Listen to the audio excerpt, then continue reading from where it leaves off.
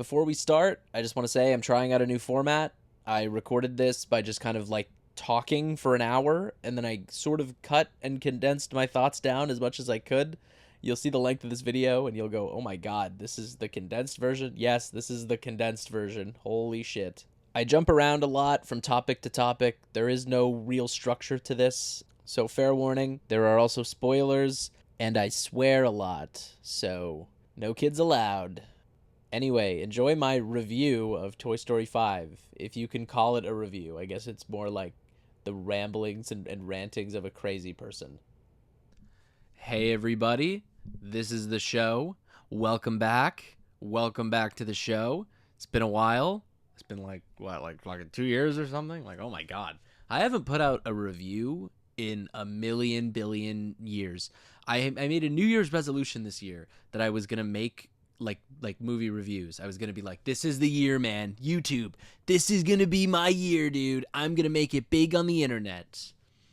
Unfortunately, there were some miscalculations. Sigh, another flop. I'm never going to make it big on the internet. Maybe I will, though, because this movie, I finally feel like I have enough to talk about. This is a video. I knew instantly. I was like, I can't not make a video about this. This is so, like... This is discussion worthy, you know? There are essays to be written about what the fuck just happened here. And I have a lot to say. So, Toy Story 5. Let's begin with some context, because I think context is very important. I love Toy Story. I'm sorry. Maybe it's pathetic. At this point it's pathetic to say I love Toy Story, because it's like you think the stripper really loves you. Maybe it's pathetic at this point. I think one of the most pathetic things you can be at this point is like a Disney adult / Pixar fan. And unfortunately, that's just like the niche I have carved out for myself. That I've been grandfathered into it. I liked it since I was a kid. It's over. Like, it's done. I wish I could escape it. Like, every day I think, like, oh my god, I wish I was into anything else, because I hate this. I hate myself, and I hate this. I hate that I care about this at all. Especially after having watched the movie, I hate myself even more for caring and, like, hoping that it was going to be good. Because after the fourth one, I should have just known that it's done. Toy Story's over, okay? It's done. They say, oh, they ruined the ending by making 4. I actually don't agree anymore. They didn't ruin the ending by making 4, because the ending happened, and that's the end of the whole series. It's done. Toy Story 4 and 5 are non-canon now, as far as I'm concerned. It's not a thing. I don't care. When I say I like Toy Story, I mean the first 3. I think it's officially reached that point. It's like when you say, oh, I love The Simpsons. No one's like, you really love all of The Simpsons? Well, you really like season 32, episode 15? Like, no, I don't, because it's shit. Of course, knowing my luck, I just picked the best episode of all time or something. Anyway, we're going to circle back to The Simpsons, by the way. We're going to be circling back. I have a point. Toy Story had 3 good movies, and it's done. And I don't mean this in a way that, like, I go into these movies uncharitably, or that, like, I'm watching these things wanting to hate them, because I'm really not. I'm actively not. I went into this, like, kind of excited. Look, maybe excited was the wrong word. When I was saying, oh, I have tickets for Toy Story, people would go, oh, you excited? I'd go, I don't know about excited. I'm interested. I'm curious to see what they do, and I would really like it to be good. Like, oh my god, please God, be good. That was just the one thing. I was hoping against hope. I was listening. I was driving over to the theater. You got a friend in me. I'm listening as I'm driving. I'm like, oh man, you know what? I'm actually kind of getting excited about this. I'm actually excited about this. I look up at the clouds. It's blue. It's the Toy Story blue and white clouds. I was like, wow, what a beautiful day to be seeing Toy Story 5. I'm so excited to finally watch this crap. Because, as much as I went into it, like, with the goal of, like, just change my mind. I don't want to hate this movie. I want to like it. I want to go. There's fucking Toy Story 4 has shooters now, by the way. Sorry, not Toy. I'm not talking about Toy Story 5 for a second. I'm circling back to 4. 4 has shooters, okay? And these people fucking love this movie. And believe you me, I've read all the fucking think pieces. I've watched all the fucking video essays. I know why people like the movie. I just don't agree. I don't like the movie. And I wish I was one of these people, because I think that a lot of them are very smart, intelligent people. There's people whose opinions I really, really respect, who fucking love Toy Story 4, and they're like, it's my favorite one. That's performative, by the way. That's performative. Don't care. That's so mean. But it's true. Anybody who actually says Toy Story 4 is the best one is like, I'm sorry, but you're stupid. That's not true. It's not true. But you are. Because it's not. It's really not. But here's the thing. For every issue that I have with Toy Story 4, it took a big swing. Toy Story 4 takes a very big swing. And I don't believe that it paid off. And also, even if it had, I still wouldn't have liked it. Because I don't like the direction they were swinging in. They were swinging to hit a softball, and I thought we were playing baseball. It was a different game. They're playing a different game, and I don't like it. I don't like the game that Toy Story 4 is playing. I don't want to play the game, okay? And I know that makes me sound closed-minded. I know that makes me sound like intellectually unable to come to terms with like a series continuing beyond its original intention. I'm anti-art. I've seen like all these arguments against people who don't like Toy Story 4, by the way. Like, oh my god, like anything to not admit that like your $1 billion movie franchise maybe is a little shit.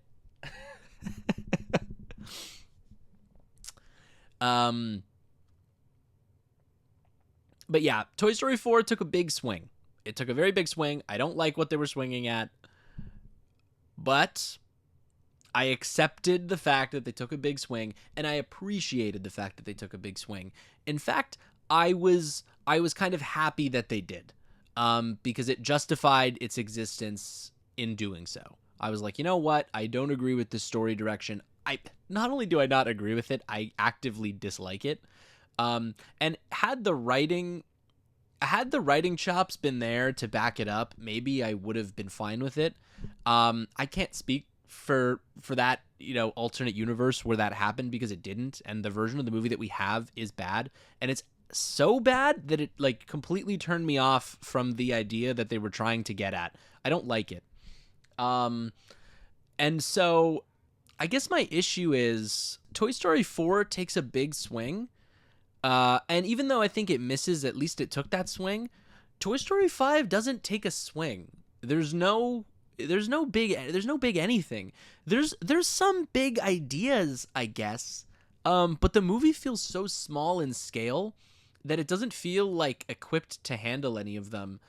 And I feel like a lot of it is just muddled and messy, and overall just disappointing in a way that is like uncharacteristically lame for Toy Story.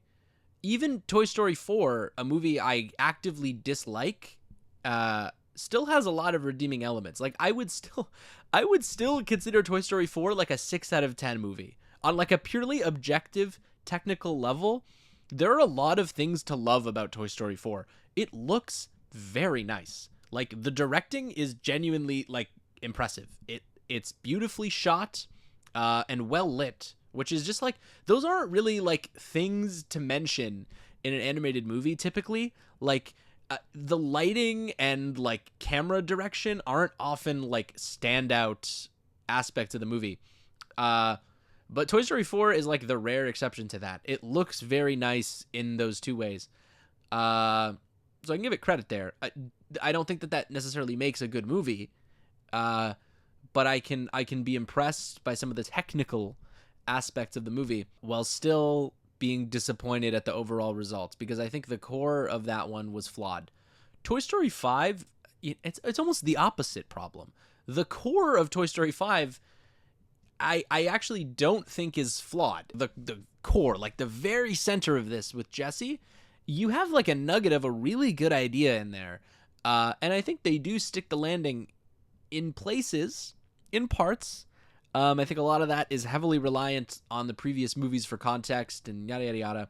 Your emotional results may vary from it, but it wasn't a bad idea. When I first heard the premise of Toy Story 5, I said, "Oh, you know what? All right, okay, like that's actually like a decent idea. It's pretty timely. It's an interesting direction to take this franchise. The problem is they seem unable. I'm not going to say uninterested because I think they are interested, but I just believe that the current creative team at Pixar isn't capable of pulling it off anymore. There has been so much fucking turnover that like a lot of these people aren't the same people. And look, you can say, "Oh, Andrew Stanton actually wrote on the first Toy Story movie," and like, yeah, he did. But like, God, has Andrew Stanton's work gone downhill lately? It really has. He used to be a very, very, very good writer, and I'm convinced now that he's phoning it in. It's not. Sorry, I'm not even convinced that he's phoning it in. He is phoning it in. Watch Toy Story 5 and tell me that the dialogue on display is anywhere near the caliber of the first 3 movies. It's not even close. We're not even in the same league.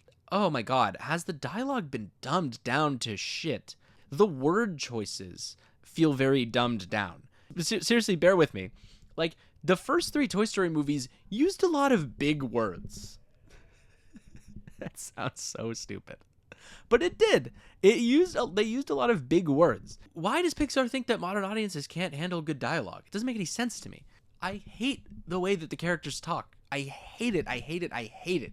And Toy Story 4 has a very similar problem. I'm not expecting fucking Mad Men, like I'm not sitting here like, give me this top-notch dialogue every scene. But the original movies had very good dialogue. It was witty. It was snappy. It was sharp. Toy Story 4 and 5, while there are jokes in them, they are not movies that I would describe as witty or sharp or like intelligent particularly. When people say things like, "Man, Toy Story 4 isn't the best one, but it sure is the funniest," I feel like I'm living in a completely different fucking planet, because Toy Story 1 is the funniest for sure. It's the funniest that it's not even close. It's not even close. Not even close. I don't even want to hear a debate. It's not. It is the funniest one. Toy Story 4 and 5 are not funny. They're so like actively unfunny. Such a lack of humor and heart coming from those movies. It just feels so sanitized and squeaky clean and boring. Boring. Another issue I have with this movie is the inside-outification of it all. Now, what the fuck does that mean? What the fuck is inside-outification? Now, I'm going to clarify for you. They have taken Toy Story and they have turned it into Inside Out. And let me explain why. In the original 3 Toy Story movies, there was sort of this like kernel of an idea that like the toys were almost like parental figures for Andy, and you could read it that way. And it was subtext, it was like a way you could interpret it, but it wasn't. I would not even come close to saying it was textual, because it wasn't, because they weren't parents.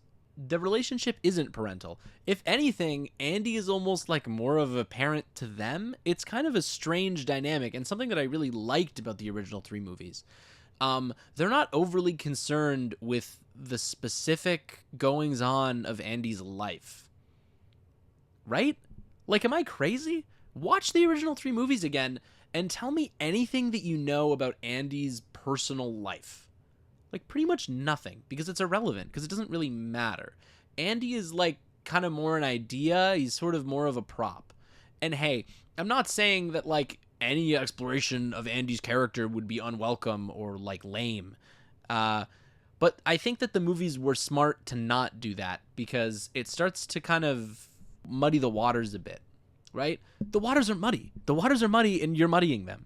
By giving Andy a more defined character and having the toys, like, directly interact with his personal life, just feels fucking weird. It feels so fucking weird. Like, you're his toys. It's like, am I crazy? This isn't what it is. This isn't what the franchise is. You know, it's very personal stories, and yes, they're some of their most interesting conflicts are how they relate to their kid, the toys in these movies, right? But to have them directly interact with the kid's life, it's another issue I had with the fourth one too. But the fifth one really doubles down on this idea of the toys as parents, and I really don't like it. This movie in particular is really bad for it. I mean, fuck. The toys are more proactive figures in Bonnie's life than her own fucking parents, and it feels really bizarre and weird. And the reason why I say the inside outification is because, like, that's Inside Out, right? That is Inside Out. Joy and the other emotions are very much coded as, like, parental figures. Like, very much so. And that, in that franchise, I would even go so far as to say it is basically text. Like that, like not even subtext. Like that is pretty much what they're trying to say. There's almost a maternal instinct for Joy to like care for Riley, right? And that makes sense. That fits in those movies. I'm not even really the biggest Inside Out fan, to be honest with you. Like they're both fine movies. I actually think I like the second one a little better, which is kind of crazy to say. But they're both fine. They're both like acceptable, totally fine movies.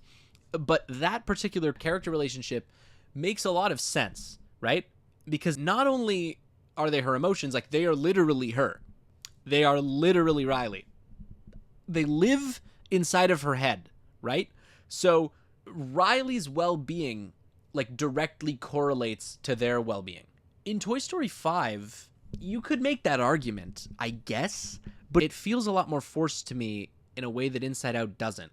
Like when Bonnie has trouble making friends and all the toys gasp like, "Oh, Bonnie's not making a friend?" It's like, oh my god. It feels weird to me that the toys are that involved in their life. You know, that Jesse's like, I need to come along on this sleepover to make sure Bonnie's okay.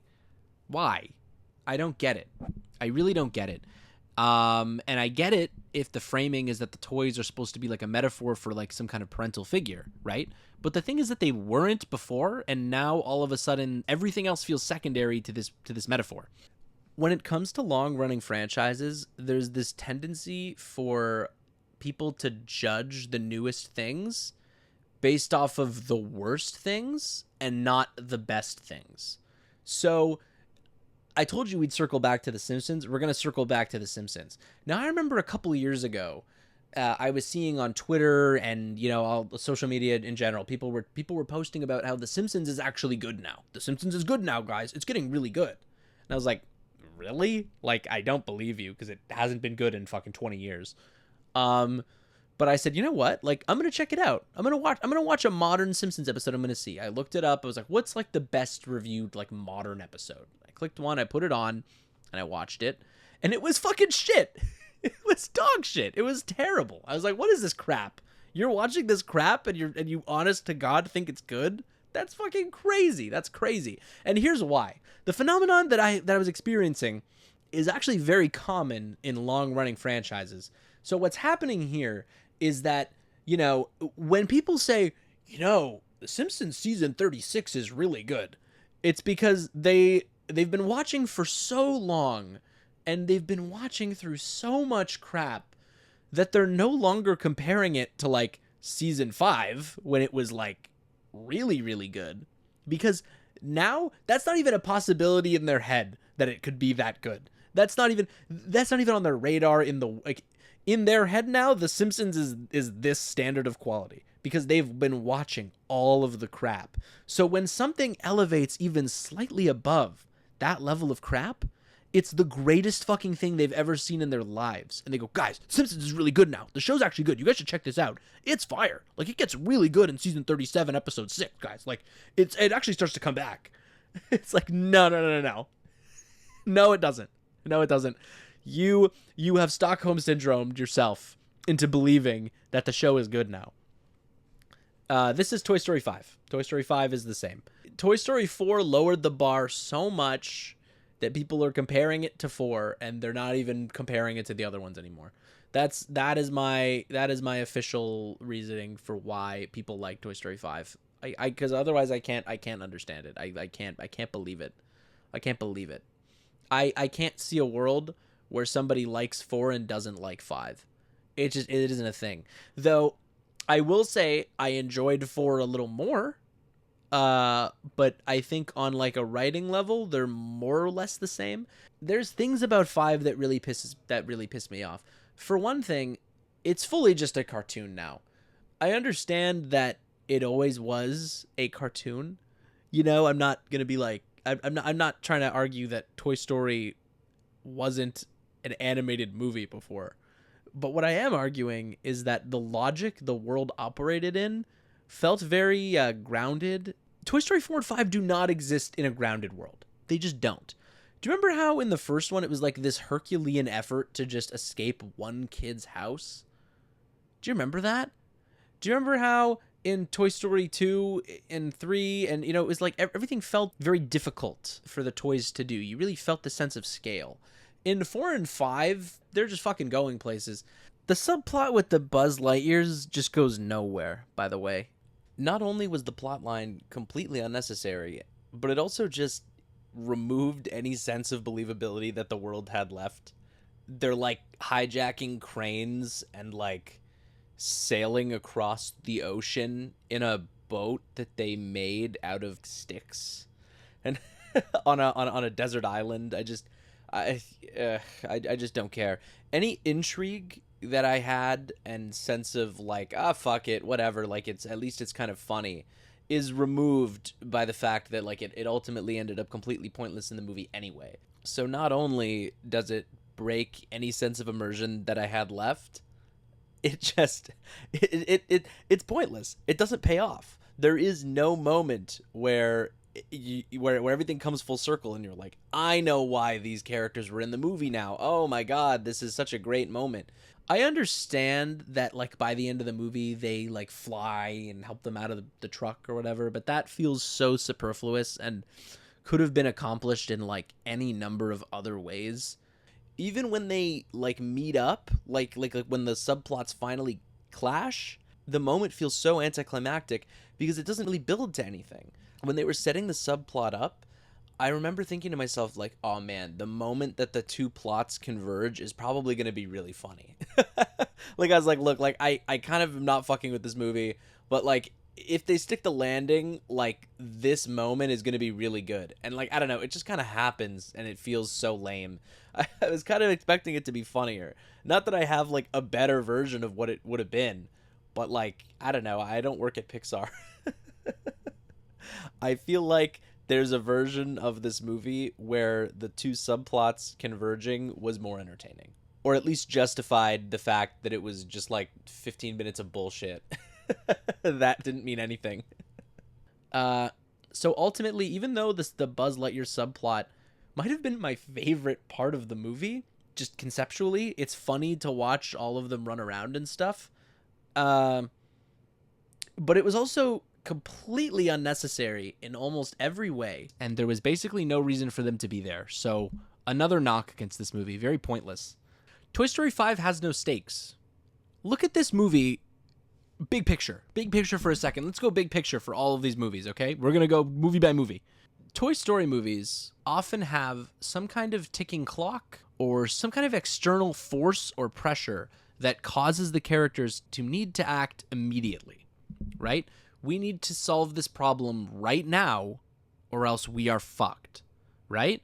Toy Story 1, they are locked in Sid's house. There is immediate external danger. If they do not get out of there, they are gonna get fucking destroyed. Like, that's coming. That is gonna happen. Toy Story 2, he's been kidnapped. They're gonna take him on this fucking plane and they're gonna fly him to Japan. And so the whole time the characters are traveling, in the back of your mind, you know that that's coming. There's a reason why the characters need to act right now, okay? Toy Story 3, they're literally being imprisoned and tortured. So yes, we need to get out of here now. The thing about, we need to get back before Andy leaves for college, that's a secondary thing, right? Because realistically, you could poke holes in that too. You could say, even if they don't get back, I'm sure he's going to come home to visit, right? So there's ways they could still see Andy even if he leaves for college, quote unquote. That's not forever. That's not a permanent thing. All three movies so far, there is very immediate stakes. Even Toy Story 4 understands this. The fork is kidnapped. We need to save the fork. That's acceptable. Toy Story 5 has absolutely Zero stakes ever. There are no toy stakes at all. There's Bonnie stakes. I don't really give a fuck about Bonnie, so sorry. I don't care about Bonnie. I probably never will.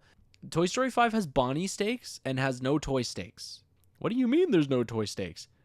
There isn't. There's no reason why they can't just end the adventure at any time. Other than when they're on the truck at the end, the donation truck, and the Buzz Lightyears fly them out. So they get out of that pretty easily. But other than that one scene, there's no reason why the movie couldn't end immediately at any point. I'm serious. Name one thing that happens that is like, we need to deal with this threat right now. They keep acting like it's this immediate thing. We need to figure this out right now. You don't really. Everything is on a pretty long timeline here. Like, oh, Bonnie doesn't have any friends. Jessie decides that this specific kid has to be her friend. And yeah, maybe that's a good choice. They do seem like they made pretty good friends by the end of the movie. That was correct. But it feels so weird that everything has to happen right exactly now, at this exact second, or else it's never going to happen. You know where the kid lives. You know, why does it have to be right now? You know, everyone's obviously looking for you.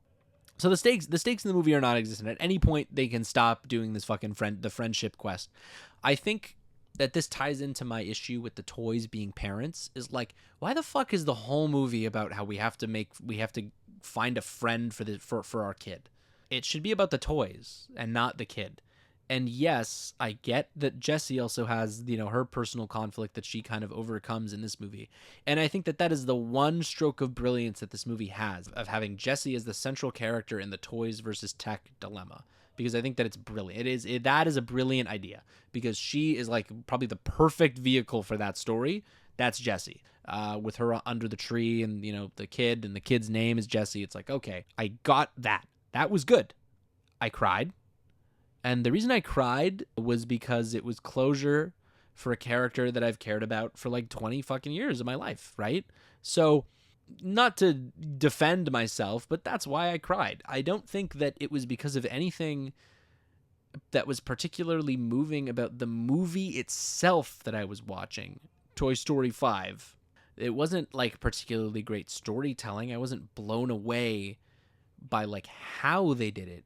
It was simply the what. It was literally just like they pulled on that old heartstring. Movie I just watched like 10 minutes before I went into this new one. I rewatched Toy Story 2 like just before I left, because I knew that it was going to be kind of Jessie-centric, and I was, you know, I'd seen the marketing. Like, I knew that they were kind of going to be returning to this location. So I was like, I'm going to refresh in Toy Story 2 in my head. I love that movie. And yeah, I mean, it did hit me, that one scene. But I don't feel like that's really fair, because I think it's very emotionally manipulative, and it really, really rides on you giving a shit about Toy Story 2.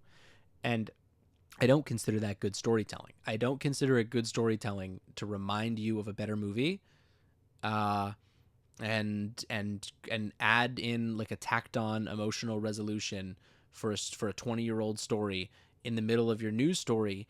That kind of sucks. A minor nitpick that I had. This is a very minor nitpick, but for me, it's very emblematic of the kind of good enough writing that is prevalent in these last two movies. Good enough is not a word that anyone at Pixar ever fucking said until like post 2010.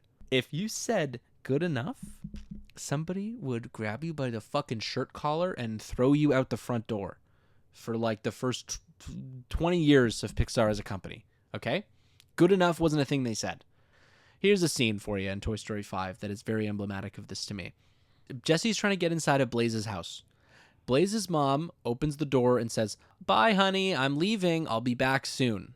She leaves. Jessie goes in through the door. They go into that dresser. They find all the other new character toys in the dresser. They put batteries in them. They talk for like 2 minutes on screen, probably less than that. And then they begin to go up the stairs to find Blaze/Bullseye. Really, they're looking for Bullseye. That's the MacGuffin of the scene. And then when we cut back to Jessie going up the stairs, Blaze's mom comes home. "I'm home," and she has like 2 full bags of groceries in her hand. Riddle me this. Why did it only take her like 2 minutes to leave and then get groceries? In movie time, it feels like it's longer because you've watched another scene in between. She literally says the words, "I will be back in an hour." I went back and I watched the scene again just to see if I was just misremembering. She literally says, "I'll be back in an hour." And they don't even cut away. I thought that like they cut away for a bit and they showed something else and then they cut back and it was like a cheat. No, no, no. Like this is one continuous scene. The mom goes, "I'll be back in an hour." And then Jessie talks to some other toys for like 2 minutes and then starts to go up the stairs. And as she's going up the stairs, the mom comes home with a full bag of groceries. What the fuck? This, like, really? I know this is such a stupid thing to be mad about, but it really doesn't make any sense. These characters literally live on a farm. You could have said, like, oh, I'm just going to go out and tend to the horses. Or, like, oh, I'm going to take out the trash. Like, there's so many other things they could have had this character say other than, I'm going to get groceries. I'll be back in an hour. It's like there was not one person mentioned this. Not one person was like, that makes no sense. I get that 99% of people aren't even going to think about this, and it is a stupid thing to complain about. This is like the definition of nitpicky bullshit, but it is a problem. This is something that could have very easily been caught and fixed and wasn't, out of the assumption that 99% of people aren't going to care. The old Pixar would not have let that slide. Why does the 3-year-old potty training toy have Wi-Fi? Why does that have an internet connection? Why can you send text messages on that? It doesn't make any sense. Or sending updates on my kid's shit through the internet. And I know that this is like so CinemaSins plot hole ding. If the movie was good, I wouldn't be complaining about stuff like this. I maybe would have brought it up, but I wouldn't be spending so much time on it. I really hate all of like the meta self-referential jokes in this too. And again, I've seen people be like, oh, but they referenced the previous movies before. And they do, but it's always very like blink and you'll miss it. Like I still meet people who are surprised to know that like the Sid shirt thing with the garbage man in Toy Story 3. Like these are such like small, tiny Easter eggs. Literally Easter eggs. You have to like look to find them. Now in this one, they are so in your face and obvious. I was reading like the Reddit mega thread thing of like Reddit Toy Story 5 mega thread, like posted your reviews in the comments, and people were like, I loved that joke about Buzz like telling all the other Buzzes that Zurg was their dad. Tee. And I was like, that was like one of the most like cringe lines in the movie. I was like, the writing in this sucks. The writing is so bad. Oh my god. And then having the like Woody and Buzz do the "It's Falling with Style" thing. And that fucking Taylor Swift song. Oh my god. Thank God it wasn't in the actual movie and it's just in the credits. Is there anything I liked? Well, there's one thing I liked. I liked the score. I'm not going to say it's like some revolutionary amazing score, but the score was very good. I really liked it. I also don't like that Woody is basically just like a side note in this entire movie. What can you even say about Woody's role in this movie? He doesn't do anything. One thing that I thought was really funny is how this movie kind of calls attention to how vague of an idea it was for Woody to be like this toy who rescues lost toys or something. I always thought that was so weird. I didn't get like what that even was. Like, oh, he rescues lost toys and like helps them find owners. Like, I don't know. That always felt very vague and something that like could only be the thing that like you give a character to do when they're leaving the franchise forever. Because the second you have to like reintroduce them and like do the scene where he's like rescuing a lost toy, it just feels so like bizarre. It's like, what does he do exactly? He like talks the toy like out of like these like situations. Like, how often is this happening? Like, I don't know. Like, oh, the toy is caught in a tree and the squirrel is gonna eat him. It's like, what? Like, this is such a like weird, vague conflict that like only exists because you had to like contrive a thing for Woody to be doing right now. In this weird new setup that you have for him. Bo is still a absolutely flat character. The Ducky and Bunny mercifully don't talk in this one, thank God. But also, as crazy as it is to say, I'm actually considering it a flaw that they don't talk, because it's actually extremely out of character for them not to talk. For them to be sitting there in silence and only communicating through like nods. Those are not the same characters. If you didn't watch 4, you wouldn't have any idea those two were like pre-established characters that are involved.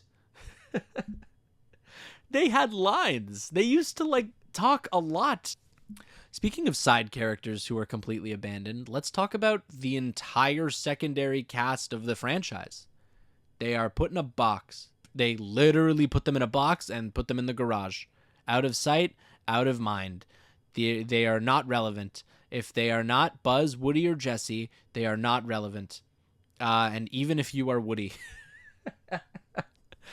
you are not relevant anymore. Something I thought was really funny is that they literally directly acknowledge it. There's a part where all of them go, "Is there anything we can do?" And then I forget who says it, and they go, "Nothing. Do nothing." And they go, "Okay." All of these characters used to have such personality.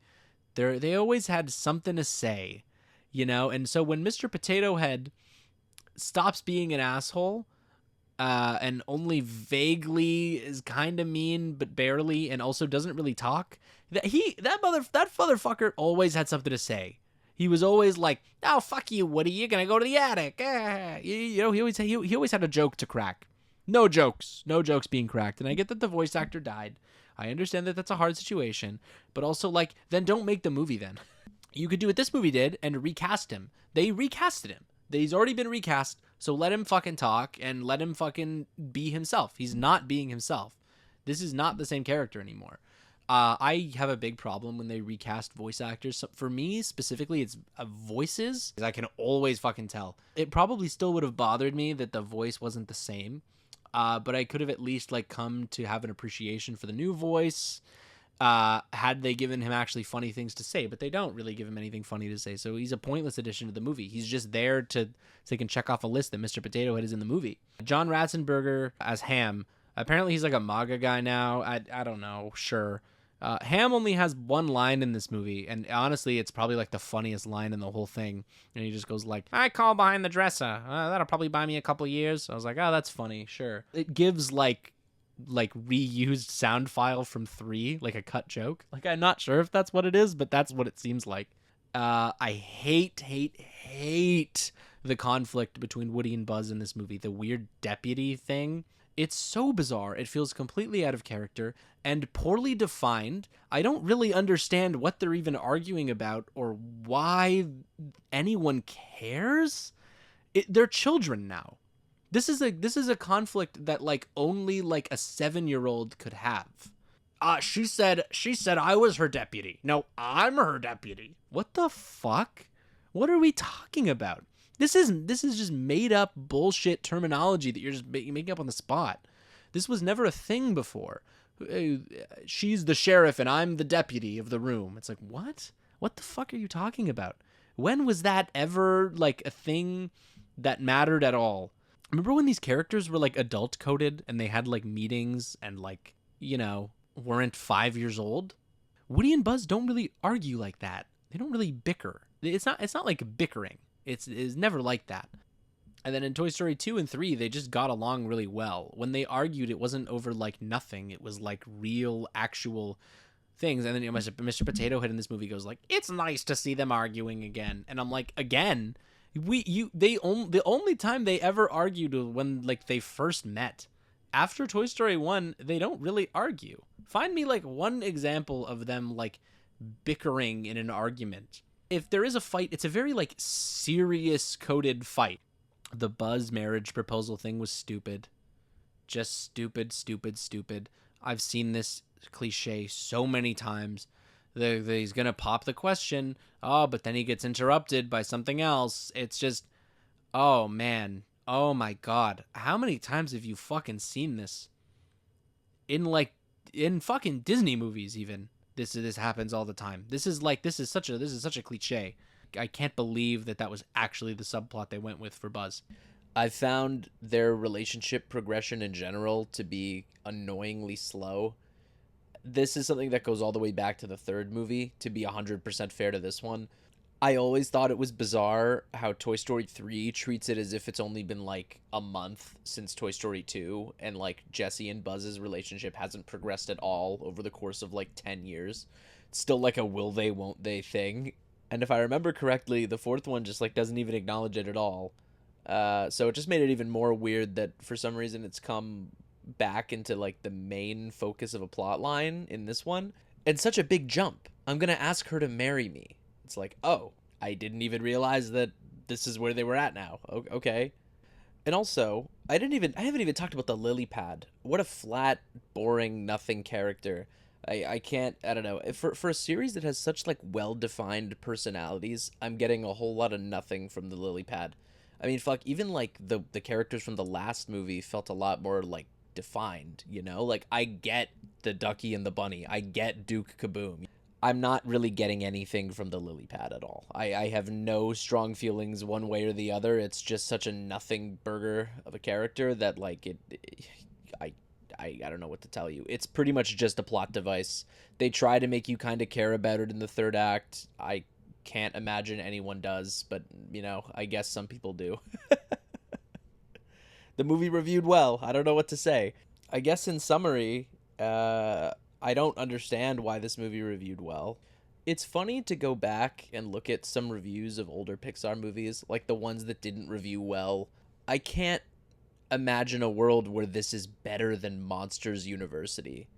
I'm not saying that movie like critically tanked or anything, but it was definitely more poorly reviewed than this one. And that's not a flawless movie either, but like it's definitely better than this crap, right? I don't know.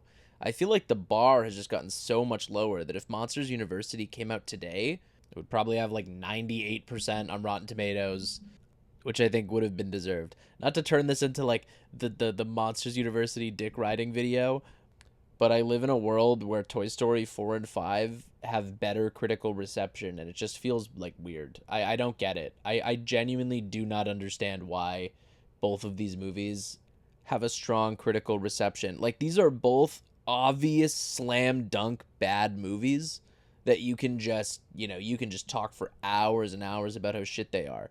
And yet, like, Incredibles 2 even has a worse reputation than them. And I don't really see that. I don't think Incredibles 2 is a masterpiece either.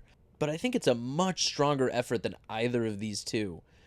Especially considering the production. Like, Toy Story 4 got a whole extra year of production, and Incredibles 2 had to lose a year because of this whole situation with the fourth one. And somehow, Toy Story 4 still came out the worst movie. I don't understand how that's even possible. Anyway, I got sidetracked talking about bullshit. Point is, Toy Story 5 sucks. I do not recommend it at all. It's like a, I don't know, like 4 or 5 out of 10. I can't really decide. You're gonna watch it anyway, as you should. You know, form your own opinion. Maybe you'll like it more than me. You likely will, because everyone seems to really like this movie, and that's great. That's good. You know, like, I don't know. I don't want to like rain on anyone's parade. But I disagree, and I will always speak the truth. Like and subscribe, whatever. Thank you for watching to the end. That's cool. I appreciate that.